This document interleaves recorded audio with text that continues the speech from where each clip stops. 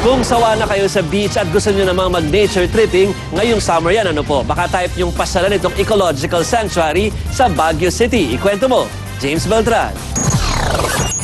Sa tagong lugar sa Baguio City, matatagpuan ang Merinol Ecological Sanctuary. Dito makikita ang kasaysayan ng mundo na hinati sa 14 na bahagi. Mula sa pagkabuo ng universe at ng earth, paglipanan ng mga hayop at pagkabuhay ng mga tao. Sa dulo ng isang mahabang tulay, mayroong kubo na nagpapakita ng katutubong kultura at tradisyon. Tinatampok din ang iba't ibang relihiyon ng tao. Sa katunayan, may replika pa rito ng Wailing Wall ng Egypt kung saan pwede maglagay ng mga panalangin. Tahimik, tsaka parang peaceful na peaceful. Pinagawa ng Merinol Sisters ang santuaryo ilang taon matapos ang 1990 killer earthquake na nagdulot ng malawakang danyo sa lungsod at iba pang bahagi ng Luzon. Binuksan ito sa publiko noong 1999. Inspire ang mga Merinol Sisters to start a center that has something to do with earth education.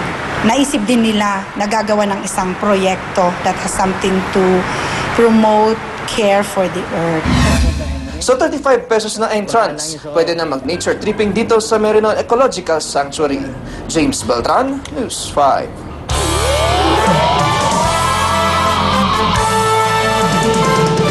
73-year-old na lolo aktibo pa rin sa pagtetenis. Mga bagets na football players tinuruan ng mga mismong coach ng sikat na football team na Real Madrid at Philippine Dragon Boat Team wagi sa Dragon Boat Competition sa Bangus Festival. Camille Abadisio, ikwento mo. Malawa sa talas niyang sumalo at pumalo ng bola. Sino ba namang mag-aakalang 73 years old na si Lolo Greg? Sa edad niyang ito, abay wala pa raw siyang balak huminto sa pagtetenis. Ito ay nakapagdudugtong ng buhay sa ating sarili. Siguro alam naman natin, lalo sa inyo, na kailangan tayo magkaroon ng magandang kalusugan. Isa si Lolo Greg sa mga sumali sa Summer Tennis Clinic sa Novaliches, Quezon City. Ang mga kasabayan niya sa workshop, mga chikiting at ilang mga binata at dalaga. Isang nagbabalik-bayang Pinoy tennis coach ang nagturo sa tennis clinic na ito. Tennis is a sport from all ages, you know, from 7 to 70 years old. So, i-develop na naman ako ng mga youngcomers. Kahit patirik na tirik ang araw, hindi nagpapigil sa paglalaro ng football ang mahigit 50 bagets mula sa tuloy sa Don Bosco. Ang nagturo sa kanila, 3 coach ng Real Madrid na isa sa pinakasikat at pinakamayamang football club sa mundo. Napahangat nag-enjoy naman ang mga coach sa pagtuturo sa mga chikiting. They have a great spirit. They have to improve their skills, and if they continue working, they can improve his level and arrive to become national team players. Pabilisan sa pagsagwa ng Philippine Dragon Boat Team, Philippine Navy, University of the Philippines at Aqua Fortis, kasabay ng selebrasyon ng Bangus Festival sa Dagupan City. Ikalawang taon na ito ng kayaking at Dragon Boat Competition. Paraan daw ito i-promote ang water sports sa Pangasinan, gayon din ang turismo sa probinsya sa pamamagitan ng 7 ilog ng Dagupan na sinusubukang buhayin. Sa huli, wagi ang Philippine Dragon Boat Team. Camille Abadisio, News 5.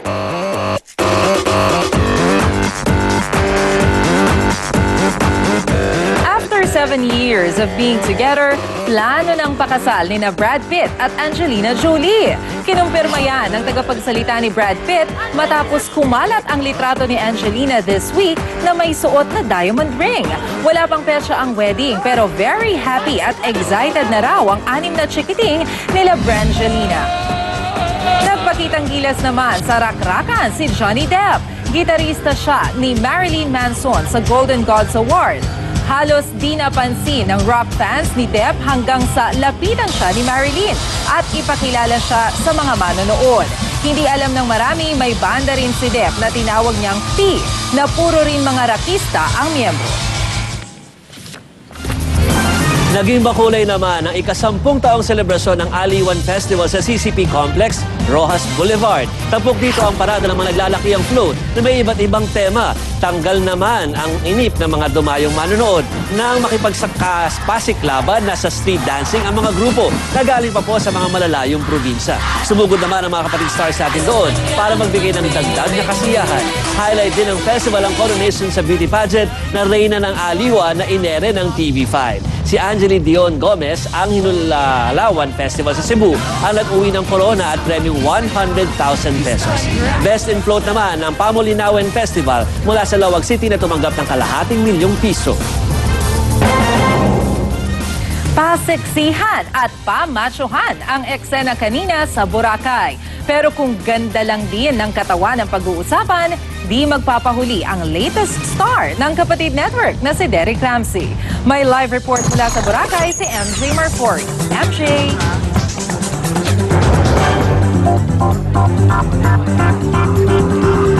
Maricel, umaarangkada na nga ang roof deck party dito sa Boracay dahil nga natapos na ang Superbot Showdown kanina ng mga nagsesiksiyang lalaki at babae dito sa Boracay. Samantala, in attendance naman dito sina Derek Ramsey at Alger Abrenica kasama ng iba pang mga artista gaya na Georgina Wilson and Curtis at Solen Yusaf. Kinongratulate nga nila ang mga nanalo na Super Body Competition na sina Monica Santamaria at John Spain Hour. Napakahirap kasi sa pinagdaan ng question and answer portion ng mga ito na binato ng mga celebrity judges gaya na Tim Yap at Rahul Laurel kasama ng iba pang mga personality. Sumabak din sila sa relay games kaninang umaga kasama ng iba pang contestants kung saan umiksena si Alger Abrenica na naka-topless pa. Bandang hapon naman, break muna si Derek para mag-showdown at makipaglaro ng frisbee kay Nyora Chiki at syempre sa atin. Dito nagkwento ang ating bagong kapatid na bukod ngayon sa 2012 Olympics at sa Amazing Race, siya rin ang magiging host ng Miss World Philippines sa darating na Hunyo kasama ni Rufa Gutierrez. Samantala, nakausap din natin kanina si Ann Curtis at kinuwento niya nga sa atin, Maricel, ang kanyang mga secrets ng kanyang bagong abs ngayon. At talagang pinaghirapan niya raw ito ng mga 2 buwan para raw ma-reach ito at hindi raw siya nag-exceed sa 1,200 calories na kinakain kada araw para raw ma-maintain ang kanyang sexy figure. At yan muna ang latest dito sa Boracay. Maricel. Maraming salamat sa fresh na si MJ Ganda Marfori. ni MJ. Ano? Fresh. Anyway, gusto natin munang batiin ang ating mga kapatid. Kasama na rin tayo siguro doon, ano? Sa Radyo 5 dahil kay number 1 mula umaga hanggang gabi, ano? Mula PUV, sabi nga nila, mga public utility vehicles hanggang sa mga SUVs. Congrats, mga kapatid. Congratulations. Sa programa ninyo. Kasama tayo at nakahook At ang hook up ang ng Balitang 60. So maraming salamat po at pinapakinggan nyo kami. Linggo-linggo, araw-araw actually. Oh, bukas niyo sa amin, iba yung Pinoy. 9 o'clock 9 hanggang 10 o'clock ng gabi. Oo. Ang Balitang 60, bukas yun. Ano? 6 to 7 p.m. nakahook up po kami sa Radyo 5. San ka pa? At yan ang kalating oras na maaksyong balita. Mga balitang pundasyon ng matalinong opinyon at konkretong solusyon. Saan man, kailanman, kapatid, higit sa balita, aksyon!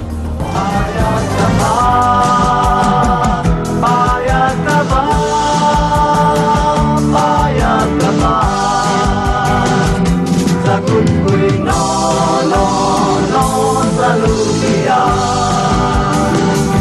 Sagot ko'y no.